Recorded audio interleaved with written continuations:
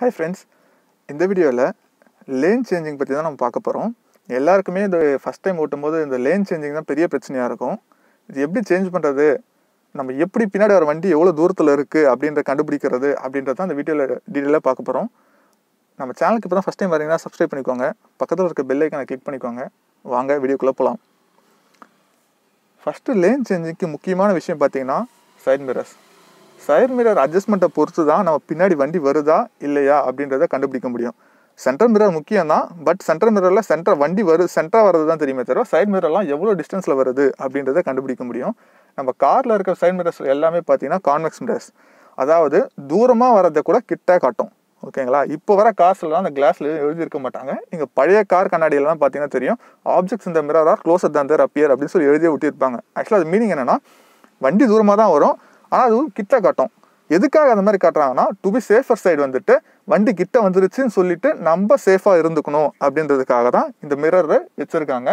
ஏன்னா தூரமாக வருதுன்னு நினச்சுன்னு வச்சுக்கோங்களேன், வண்டி நம்ம தூரமாக தான் வருதுன்னு நினச்சி நம்ம அவசரப்பட்டு ரைட்டில் வந்துடும். இதனால தான் ஆக்சிடென்ட் நிறைய நடக்கும். இப்போ நீங்கள் அந்த மிரரை பார்க்குறீங்க, இந்த மிரரில் பார்த்தீங்கன்னா லாரி வருது.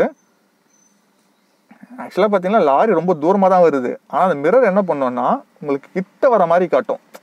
இந்த மாதிரி கிட்ட வரதால காட்டுறதால உங்களுக்கு என்ன அட்வான்டேஜ் பார்த்தீங்கன்னா, வண்டி நீங்கள் கிட்ட வந்துருச்சு நினச்சி நீங்கள் ரைட்டில் போக மாட்டீங்க. இப்போ நல்லா நோட் பண்ணுங்கள், லாரி வந்துருச்சு, கிட்ட வந்து நம்ம காரை கிராஸ் பண்ணுற மாதிரி தெரியுது. இப்போ பாருங்க, இப்போ தான் கிராஸ் ஆகுது. அதனால தான் சொல்கிறேன், இந்த மிரர் வந்துட்டு நம்மளுக்கு ஒரு அட்வான்டேஜ் தான்.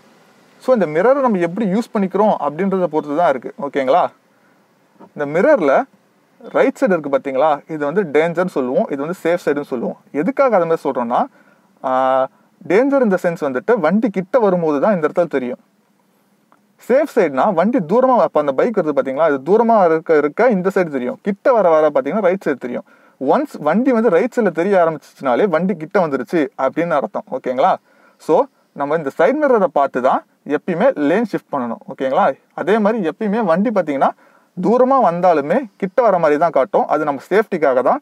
ஸோ நம்ம வண்டி கிட்ட வந்துருச்சுன்னு சொல்லி நம்ம ரைட்டில் போக மாட்டோம். ஆனால் வந்து பார்த்தீங்கன்னா ஒரு 10 feet ஆச்சும் ஒரு டிஃப்ரென்ஸ் இருக்கும் நம்மளுக்கும் அந்த வண்டிக்கும்.